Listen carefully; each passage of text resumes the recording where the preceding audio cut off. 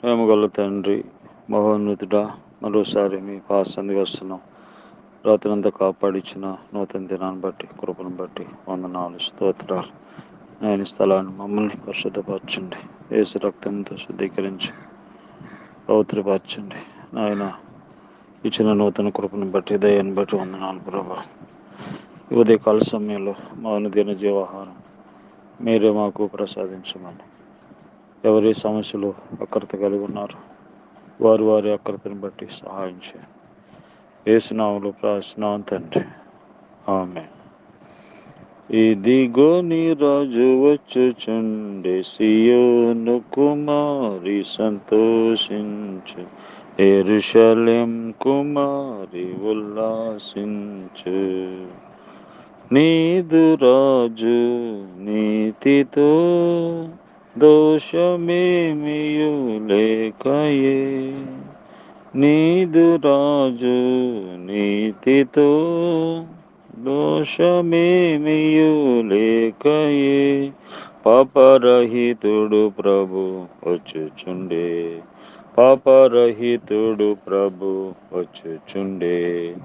ఇదిగో నీ రాజు వచ్చుచుండే, సియోను కుమారి సంతోషించు, యెరూషలేం కుమారి ఉల్లాసించు.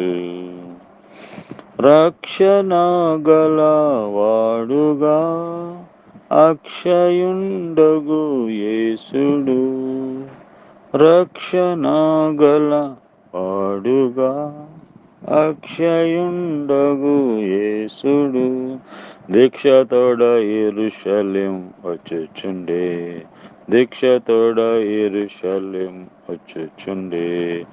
ఇదిగో నీ రాజు వచ్చుచుండే, సియోను కుమారి సంతోషించు, యెరూషలేం కుమారి ఉల్లాసించు. దేవుని పరిశుద్ధ గ్రంథమైన బైబిల్ నుండి ఈ దినము దేవుడు మన కొరకు సిద్ధపరిచిన వాక్య భాగం యెషయా గ్రంథము 58వ అధ్యాయము 11వ వచనం. యెహోవా నిన్ను నిత్యము నడిపించెను, క్షామకాలమున ఆయన నిన్ను తృప్తిపరిచి నీ ఎముకలను బలపరచును. నీవు నీరు కట్టిన తోట వలెను, ఎప్పుడు ఉబుకుచుండు నీటి ఊట వలె ఉండేదవు. దేవుడు తన ప్రజలైన ఇశ్రాయేలు ప్రజలతో ఈ విధంగా మాట్లాడుచున్నాడు. ఇశ్రాయేలు ప్రజలు ఆచార సంబంధమైన, మత సంబంధమైన ఆచారాలు విడిచిపెట్టినట్లయితే దేవుడు వారిని నడిపిస్తానని వాగ్దానం ఇస్తూ ఉన్నాడు. వారు తమ ఆచారాలను బట్టి, మరి సాంప్రదాయాలను బట్టి నడుస్తూ ఉన్నారు. అయితే అవి విడిచిపెట్టి మరి దేవుడి నడిపింపులోకి వచ్చినట్లయితే ఆయన చక్కని త్రోవలో, మంచి త్రోవలో, యథార్థమైన త్రోవలో ఆయన నడిపించేవాడు. దేవుడు మనల్ని నడిపించాలంటే మనము ఏ విధంగా ఉండాలి?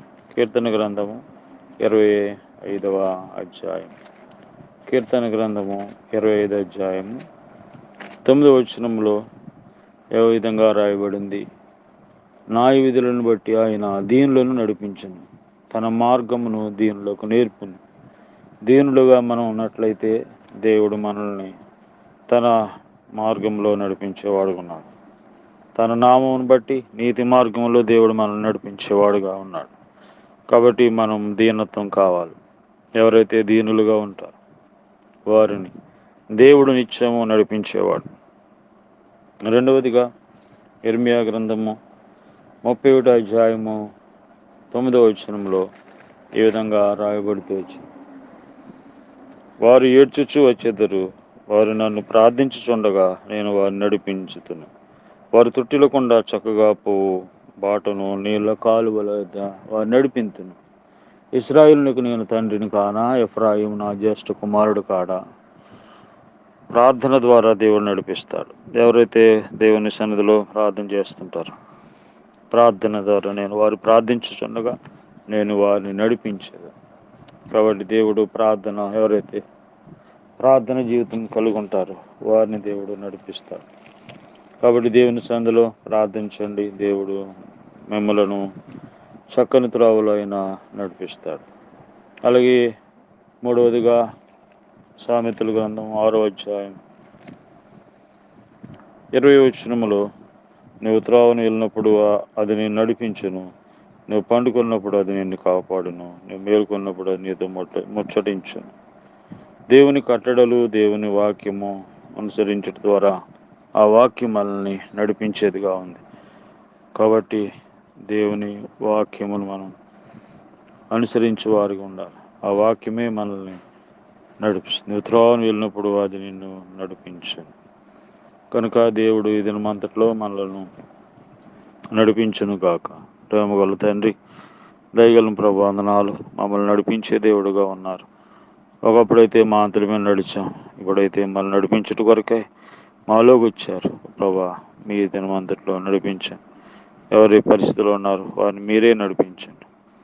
మంచి మార్గంలో నడిపించేవాడు సహాయం చేయండి. యెహోవా నిత్యం నేను నడిపించండి. ఆ వాగ్దాన్ని నెరవేర్చుకోమని మా దేశము, రాష్ట్రము, గ్రామ ప్రజల, అధికారులు, అనారోగ్య స్థితిలో ఉన్న వారందరినీ రక్షించండి, స్వస్థపరచండి. నాయన మీరే నడిపించండి ప్రభా, సహాయం చేయండి. ఎటెల్లాలో అర్థం కాని పరిస్థితిలో ఉన్న వాళ్ళకి మీరే నడిపించండి. నాయన చక్కని త్రోవలో నడిపించమని యేసు ప్రభు నామములో ప్రార్థిస్తున్నాం తండ్రి. ఆమేన్. తండ్రి అయిన దేవుని ప్రేమ, ప్రభువైన యేసుక్రీస్తు కృప, పరిశుద్ధాత్మ సహవాసం ఈ రోజంతా మన తోడయండి, కాపాడును గాక. ఆమేన్.